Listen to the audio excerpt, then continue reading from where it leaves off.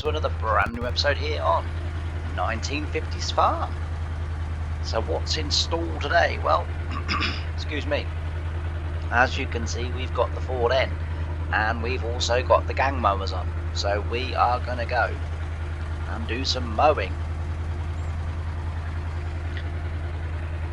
We need to renew all of the hay that's in our barn, so we'll get this cut and obviously tedded and all of that good stuff, and then we will swap our hay out. There's not a great deal left in that shed, so we will just sell that off as old stock and then have complete new fresh in, so that we sort of rotate our stock a little bit. Now I've come the wrong way here, oh dear, we can't go through the corn, that's no good. We're going to have to run through the corn a little bit, otherwise we're going to be taking an elevator with us. Just make sure we haven't, yeah. Yeah, so anyway, really happy with the farm build. Not going to be left like this, so there is going to be a bit of tidying up done and to make it a little bit more presentable. And ooh, hello, she's a bit swingy. The soybeans have come up. I do wonder in the end how much was actually missed. Thankfully you can't see it from the road apparently, so that's pretty cool. Used to be a pet hate actually when I worked on the farms that I worked on, that if I'd done some drilling in the field or ploughing or whatever, something where it was visible to see, or potato planting, anything like that, and it looked a mess from the road, I used to hate it. I just could not abide it. I just couldn't accept the fact that I'd made a mess. Oh yeah, another thing as well that I did. So you'll remember there was a fence down here that made it quite awkward with the tractors and trailers and different things like that. So I took the fence out. I meant to tell you that actually was it the last episode or the episode before? I think actually it was in the farm build episode. I meant to tell you that. And I completely forgot, and it's just reminded me when I turned into the field. Yeah, so I've taken the fence out all the way along here. There was a fence from the corner of those trees all the way down to the road. Here we go. I don't know why this bit here, the drills won't connect with the ground. I've smoothed it off, because sometimes it's just a case of the ground needs you can have the slope, but the ground needs smoothing, and I have smoothed it off, but I don't normally get a patch as big as that, to be fair. But that does look not very good, but at least you can't see that from the road. And I've also missed a bit here as well. Look, I missed a row by the looks of that here. But all in all, not a bad job. But yeah, that actually isn't me. That's the ground. I think it must be the way the ground contours. That was a big word for me, wasn't it? So yeah, but anyway, the rest of it doesn't look too bad, to be fair. The rest of it looks alright, so quite happy, quite pleased. But we will, as I say, we will endeavour to now get on with mowing this grass. We've got to mow it and then obviously ted it as well, and then slowly but surely I am also gonna get rid of all these bushes and things, because I don't like them.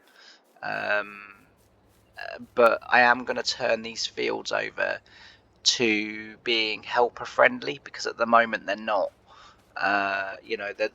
The map, when you download the map,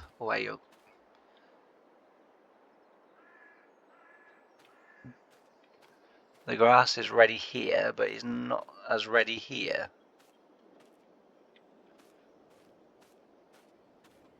Here it's 100% fertilised, here it is not.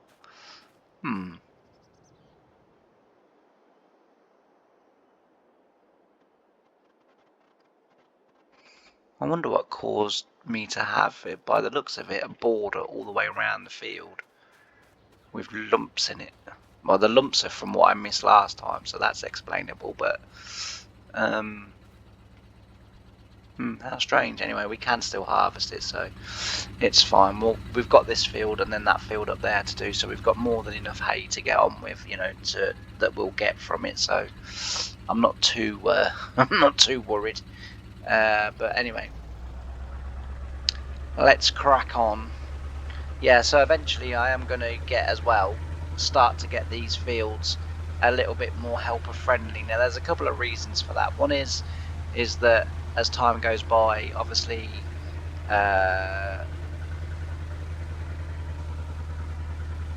Harry, you know, starts to employ people. You know, not only that as well, obviously we do the 3 tractors cultivating in the 2 main arable fields, but this field is not recognisable to course play, and it would be really, really nice, because what we would be able to do then is we'd be able to speed up grass haymaking and stuff if we could get so that the helpers could, you know, ted the ground or, you know, do whatever. It's very easy to do. As I say, when you download the map, you know, most of the fields come with boundaries, but a lot of them don't. So, as I say, but it is a really easy fix, because, as I say, but it needs doing. But I will do that as we are now starting to move on, because the other thing as well is that I still can't really make my mind up with which way to go with the combines, because, as I say, this 1954 summer was the year that the dairy had 3 self-propelled combines, as opposed to the big trailed combine that they had. And the one that we've got isn't necessarily representative of the one they had, but it was the closest I could get to it. Now the one that I had for Harry, but that mod I eventually worked out was the one that was causing some errors and some conflicts as well, so I had to get rid of it. But the one that Harry had, the little Alias Chalmers one, now that was one that he did have. I'm not saying it was the exact model, but it was the correct brand, and it was from the correct year as well. But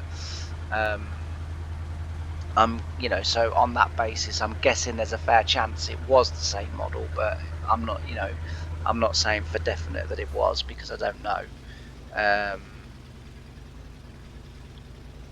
But yeah, so it's a case of you know, I want to try and get it a little bit more, if I can, a little bit more accurate. Crikey, James, should we just miss the grass? Yeah, would that be a grand idea, would it, mate? But there's one thing I do like about this mower, or these mowers I should say, because there's 3 of them, is that they do mow really quickly. You can go quite quick with them, which is really good. Again, with the mowers, they're not really representative of what was going on at the time, but again, they kind of fit. So Harry did for a little while, because obviously his dad did the hay for the dairy originally, but his dad sort of did that as a side hobby at a weekend, you know, to kind of earn a little bit of extra dollarage or dollars, I guess, I don't know. I just made myself sound really stupid then. Which I do a lot, so, you know, it doesn't bother me too much, because I do that a lot.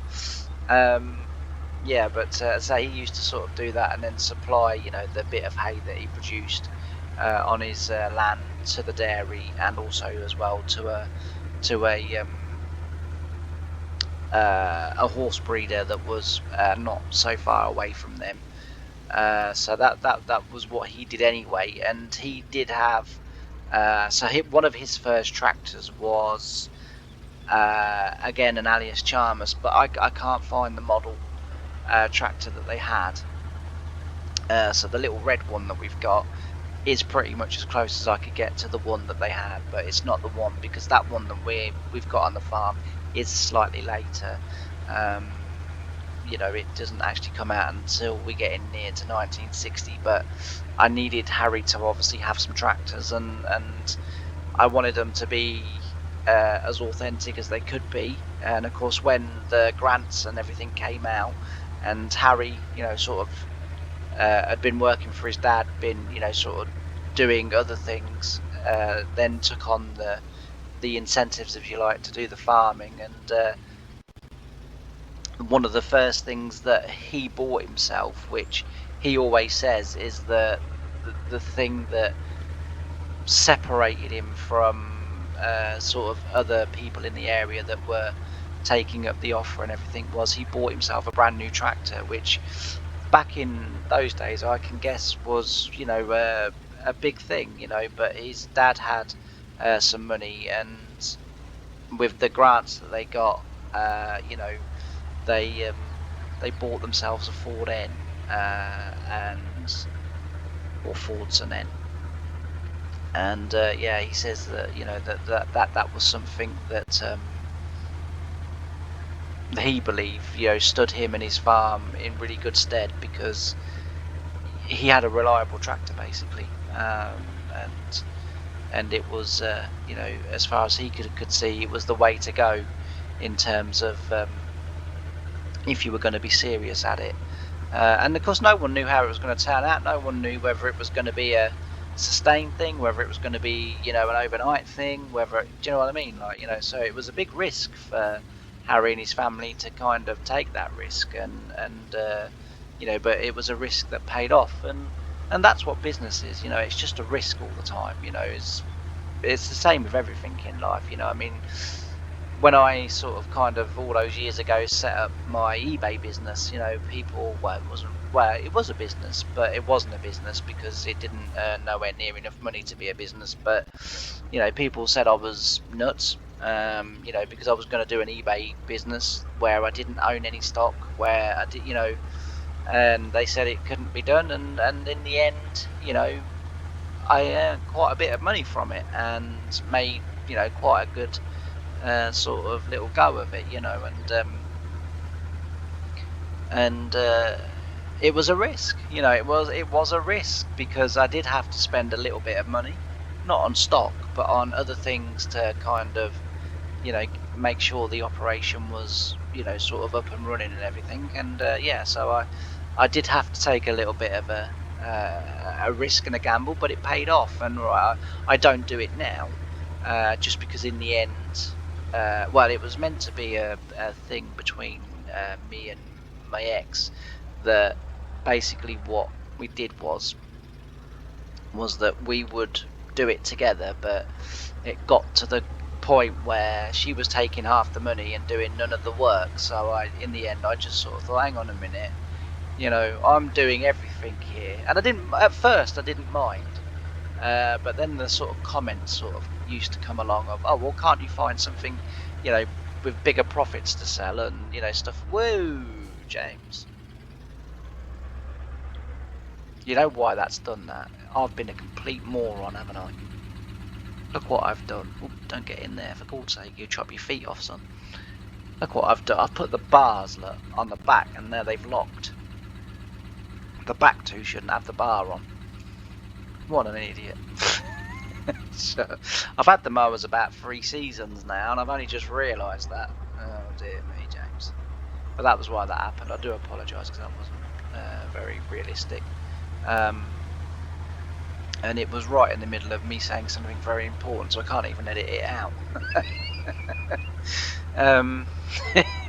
But yeah, so she, got a little bit kind of, and in the end, I just sort of thought, hang on a minute, no, this ain't happening. Like, I don't mind doing, my fair share and doing my bit through the day, and sort of what have you. But and then occasionally, she'd be looking on Facebook and she'd be like, oh, Mary makes this, look, we can sell this. Like, no, we can't.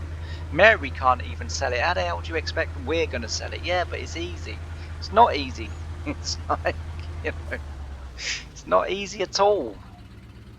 Yeah, they've locked. We'll have to get them into the workshop and angle grind them off, because they're going to cause us problems. But yeah, anyway, so as I was saying, Harry and his family took a risk, and it paid off, and it worked very well. But the mowers that they had were mowers that originally went behind a horse, so they were obviously horse-drawn mowers that did look excuse me, a little bit like this. Not entirely and not exactly, but again, you know, being Farming Simulator, it is hard to match things exact. I mean, even our crawler, although the dairy did have a crawler, they had a John Deere one because the John Deere one came out in 1952, I think it was. And you know, there just isn't one for me to download. You know, FS19, there is the model John Deere crawler that they had from 1952. And the plough to go with it. Now the plough that I've got for the crawler is fairly accurate, to be fair. So John Deere, and I've said this in the previous video, so I'm literally going to sort of just recap. I'm not going to go into great detail, but John Deere in the 1950s, because what you have to remember is not only was the incentive being given to ordinary everyday people to start growing food, to farm, to, you know, to basically free the world. And as I say, you know, Harry S. Truman's, you know, sort of big vision was in 1949, I think it was 47, I think it was, when they first came up with the you know, the sort of the big idea, if you like, in 1947, was that America was going to feed the free world. You know, not just America, but everywhere, you know, and his, you know, great plan was that it was going to be, you know, as I say, you know, America sort of almost the saviors, you know, of feeding the free world, because, you know, they have a huge land expanse. I mean, isn't it that in Mexico alone we can get 3 United Kingdoms just on the land space of Mexico, I think it is, or New Mexico, I think. It's one of them, I can't remember, but I've been reading all about it, obviously, you know, doing my research and different stuff like that. So, as I say, back then, you know, that was America's plan, and so not only were the American government sort of offering, you know, incentives to the ordinary everyday person to start farming, to start growing food, but they were also offering big incentives to agricultural companies, you know, Massey Harris, John Deere, Alias Chalmers. I'm probably never saying that right, but I kind of say it how I read it. Which, you know, it's probably not the way I should be doing it, but you know, it's the way that I do it. And you know, and the reason that they were offering these companies, you know, the big money and the incentives was to make farming equipment more reliable, more efficient, bigger, you know, simpler to use. Not that they weren't in those days simple to use, but they needed things that could just attach and go, basically. You know, they didn't sort of need any real setup, you know, and so, as I say, that, you know, that was the big thing. And of course, would you believe it? I am gonna, after this episode, I do apologise. I am gonna take that into the workshop, and I'm gonna take those bars off those back 2 mowers, because that shouldn't do that.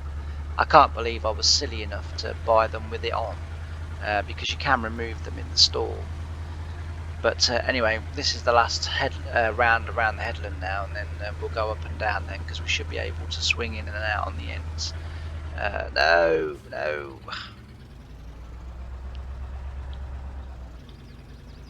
If I hadn't have done so much, I would be inclined to start again. The problem is I've got autosave on, so I can't, not really. But yeah, so as I say, getting back to my point, and the incentives given to the agricultural companies meant that John Deere developed the crawler, which, when I say developed, you know, they looked at what army tanks did in the war, the terrain that army tanks could go over and not get stuck, and they basically wanted an agricultural tractor that, you know, could do the same thing. Could, you know, essentially work all year round, if you like. And the thing with the crawlers, and I was learning this the other day with my friend Ray, was that a lot of crawlers back in the 1950s didn't have cleats on the tracks, and so the crawlers would be out in the wet and they would still get stuck the same as tractors, and they couldn't figure it out. And then farmers started to weld little cleat plates to the tracks, just evenly spaced along the tracks, which then obviously raised the track off the ground and just meant that the only thing in contact with the ground was these metal cleats. And of course the tracks were driving these cleats to walk it along the ground, sort of thing. It was very, very interesting, actually, to be fair. And because my friend Ray has got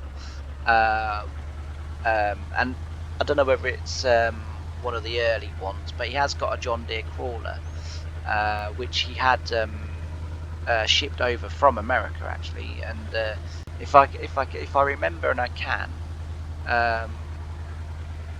I will get a picture of it, and I'll try and work out how I put a picture in a video, because I'm not very technically minded. But yeah, so Massey Harris, whilst John Deere were developing tractors, were developing implements and stuff, and we've got the wider drill now, which again came out, and I think about 1950 sort of 2-3 the same time. So John Deere had a bit of a run. So they had the crawler, the plough, and the drill all to come out at the same time, to give farmers A, more horsepower, B, better traction, and C, wider equipment, so that they could get the job done quicker.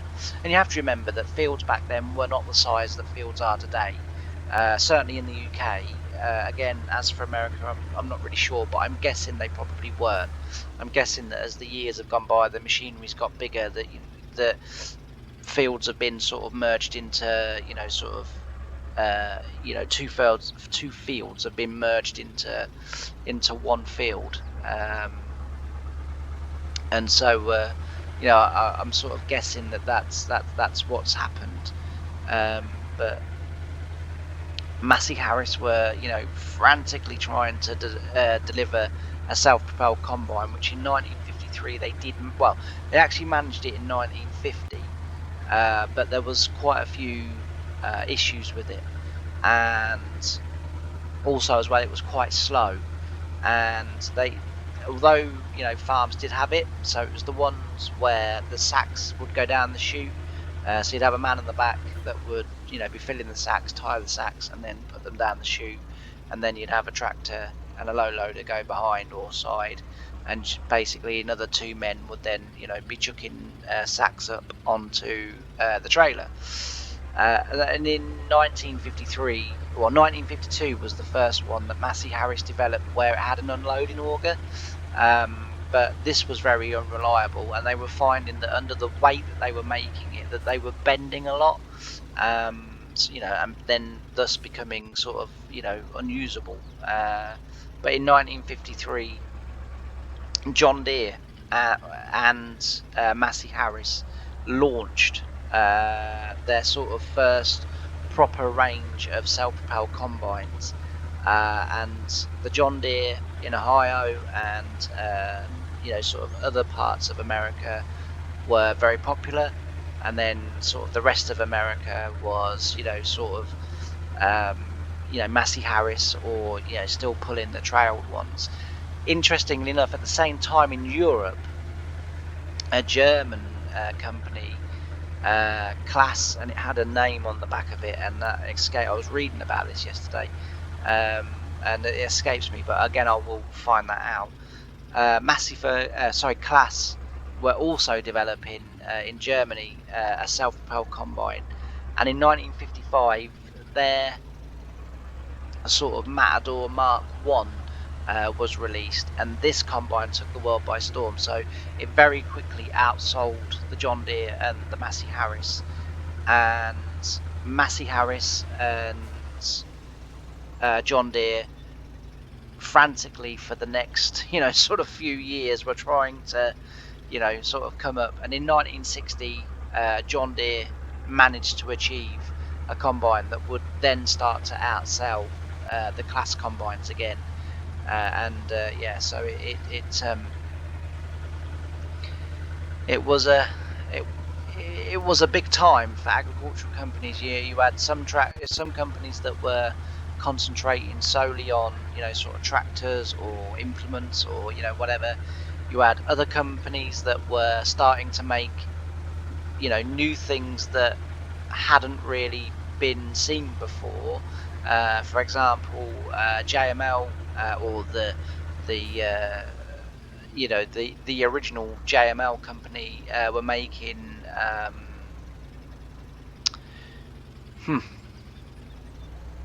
I can't remember what they're called. I'll show you rather than try. I cannot. The name completely escapes me. Nope. These gravity wagons. That's what they were called. So JML made them. So the original ones that JML made, and there was another company as well, they made these two. Now I've managed to find them. They're in lizard, but they are orange, and the original ones were orange as well.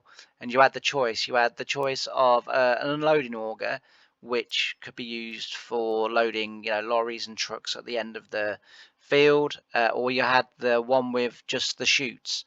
And as I say, I've downloaded them, but because of the setup that we've got, this doesn't work also well, but this one works a lot better. So again, it's a little bit later version, but for the setup that we've now got on the dairy, that's going to have to be the one that we sort of go with. But anyway, that's a little bit more of the sort of kind of history of what was going on in the, you know, the mid 50s now. You know, as I say, Claas are coming onto the scene, and you know, starting to outsell John Deere and Massey Harris, and as the years slowly drifted by, the same with all the people that took the incentives up to farm. You know, a lot of the agricultural makers, you know, were starting to either go out of business or they were unable to cope with the demand, and so a lot of them merged, but a lot of the businesses did close down. And as I say, as we go a bit further through history and along, you know, I'll obviously you know, talk more about it and what was going on. But I just kind of wanted to say that today. Hopefully you found that interesting. Hopefully I've remembered it all, because I do tend to try and remember everything rather than write everything down, because I tend to find that if I write it down, I then want to read it, and if I read it, I'm not a very flowing reader, so it tends to be quite stop-start while I sort of have to, you know, comprehend it and then read it. So I try and remember it, and that way then I can sort of talk freely, and it flows a lot better, and hopefully becomes more interesting rather than someone that's just reading text. But anyway, I'm going to switch over to a little bit of time lapse, and I'll see you all in a little bit. Bye for now.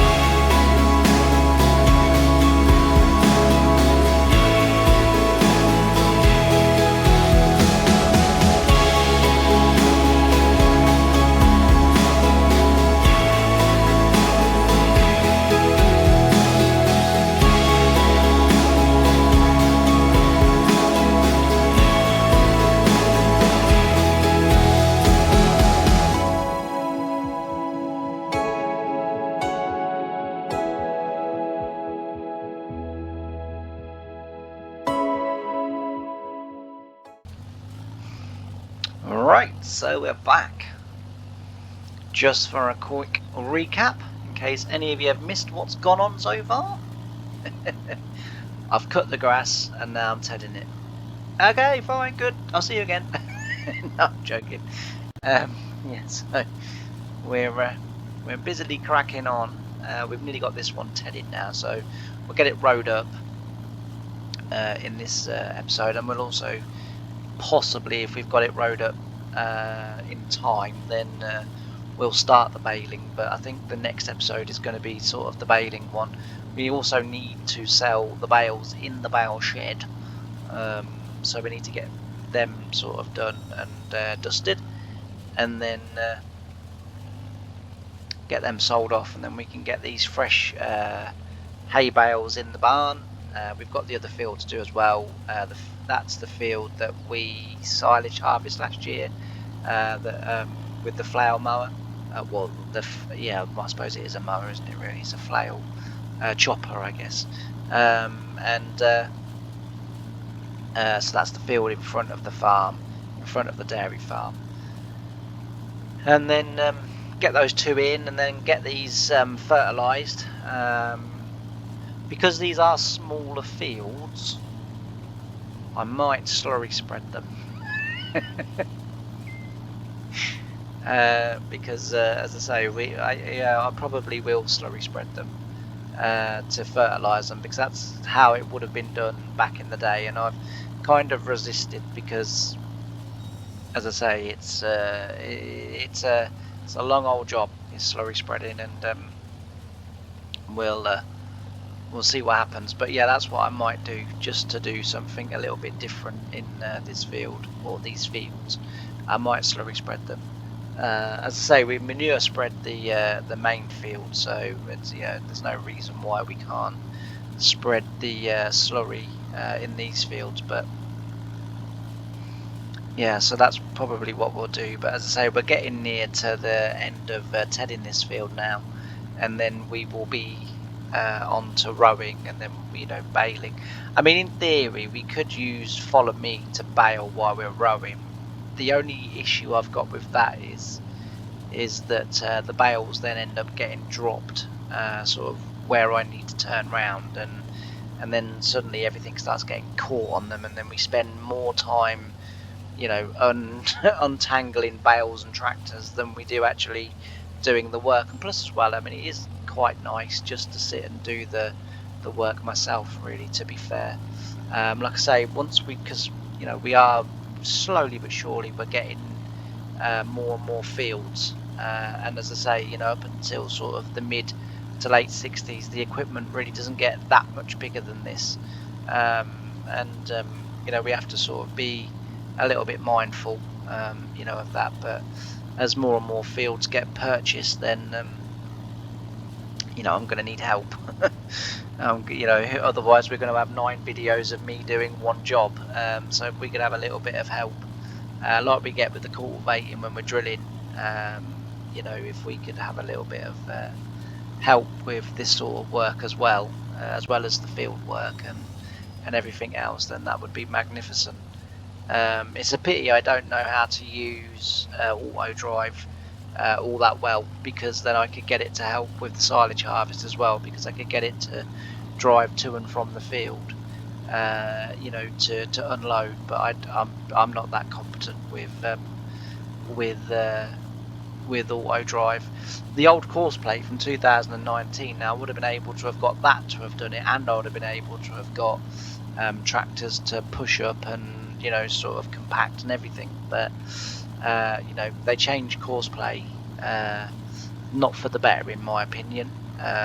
Some things about the new course play I do like, but the older course play, it was much easier to record courses, it was much easier to save courses, it was much easier to get tractors and trailers to kind of do what you wanted to do, whereas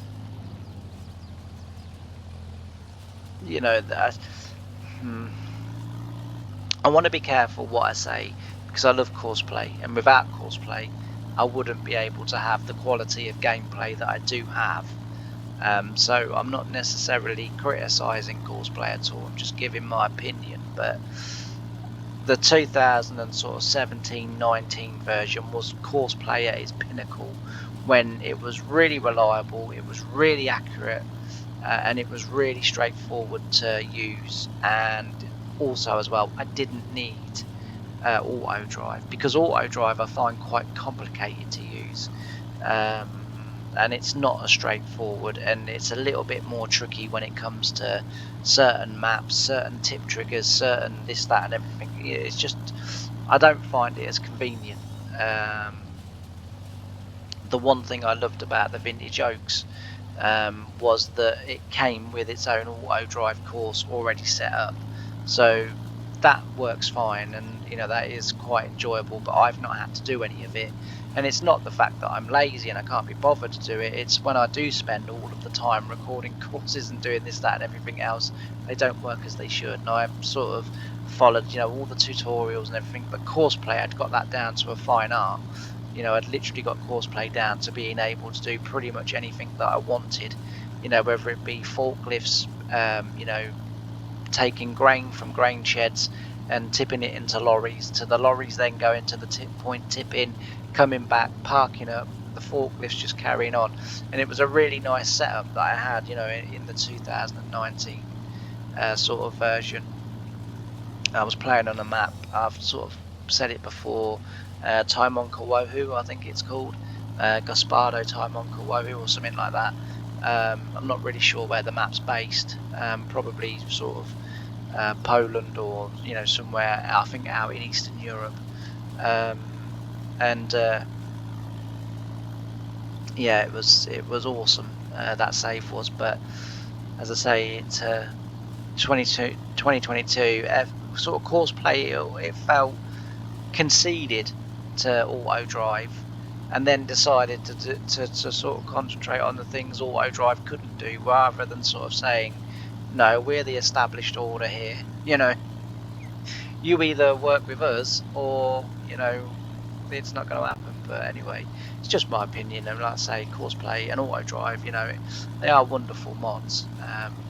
It's just auto drive I just don't find that easy to use, but I am a bit thick and I am ginger, so that doesn't help. And Courseplay is no longer, I liked being able to just create a course from the field to the tip point and back again, and that was it.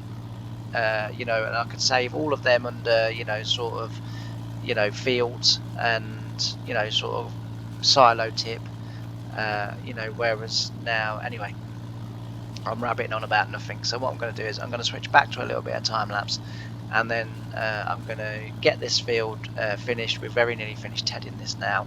Get it tedded, get it finished, and then we'll get it rowed, and then if there's time at the end there, we'll start baling. And then, as I say, we'll be sort of ready then for the next episode, where we'll finish the baling if we've already started it. If we haven't, we'll obviously start the baling, and then we will